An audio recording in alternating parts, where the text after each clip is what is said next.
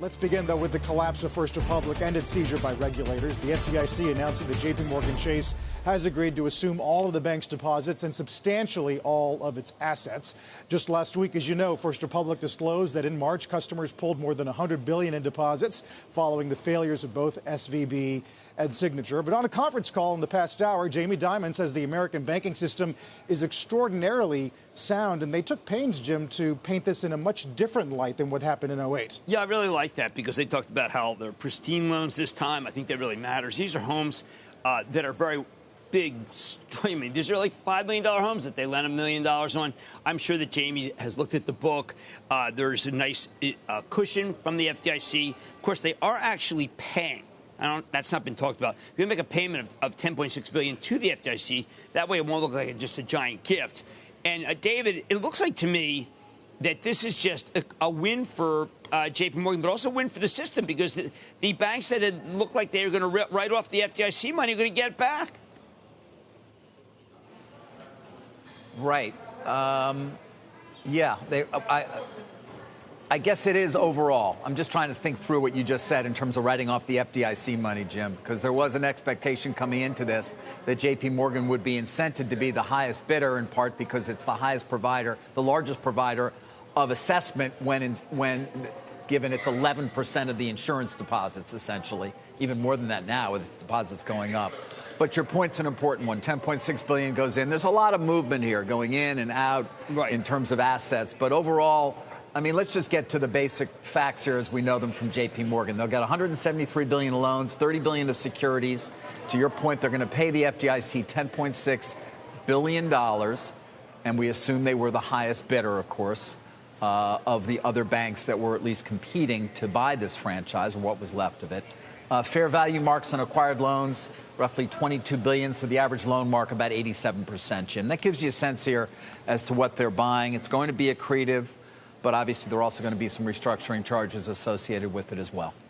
Well, the loan-to-value that you mentioned is very, very strong, and obviously they gave very rich people a break in order to get their business. Maybe those very rich people stay with JPMorgan. You know, David, one of the things that Jamie's talking about is, look, we're kind of at the end of this concern about deposits. And yet the market's actually down. I think the market's stupid. This is really very positive for the system, which I got to tell you, David, on Thursday, it looked like everybody's going to, Wells Fargo was going to get hit and lose the money that it put in. Morgan Stanley lose the money, and it looks like that's what I'm talking about versus what they had to bail the bank out. I see. I get it. That's what I'm talking about. Right. The $30 billion in deposits that was made by those large banks to try to instill confidence in the system. That was March 16th, of course. It didn't really succeed in doing that, but it did at least result in First Republic having some more time and an important interregnum of time as well, given during which we heard from many of the regional banks. We saw their earnings. We got a sense of the deposit flows. We always knew First Republic was having a hard time potentially and had lost perhaps more deposits than many others. Jim, though, to your point as well,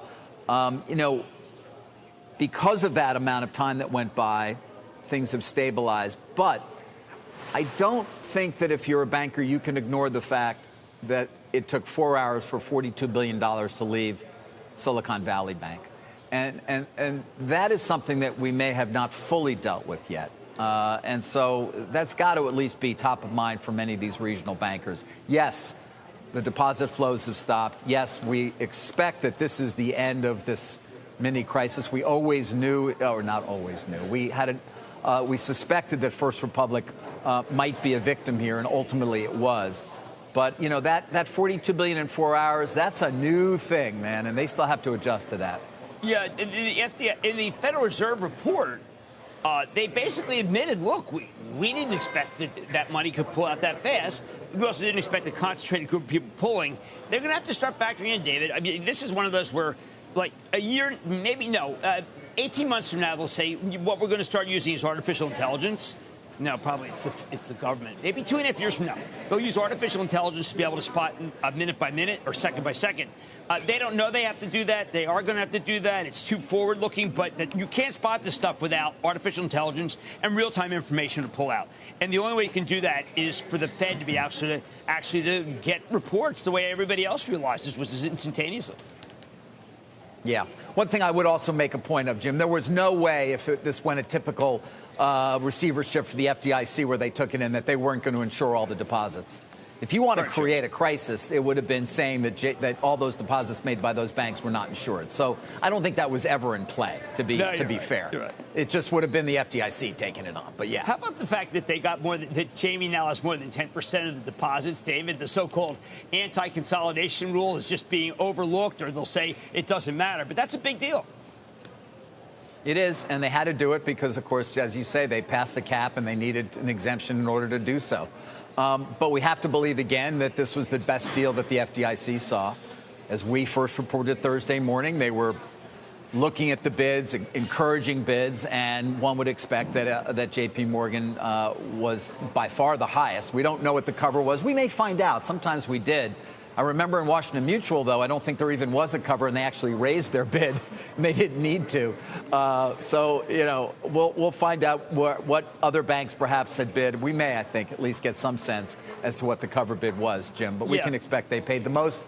And it's a strong franchise, at least it was at one point. Many of the wealth advisors already were leaving First Republic. Some of them actually already going to JPMorgan. But nonetheless, they do see a lot of strength in the franchise that they are able to get to take on.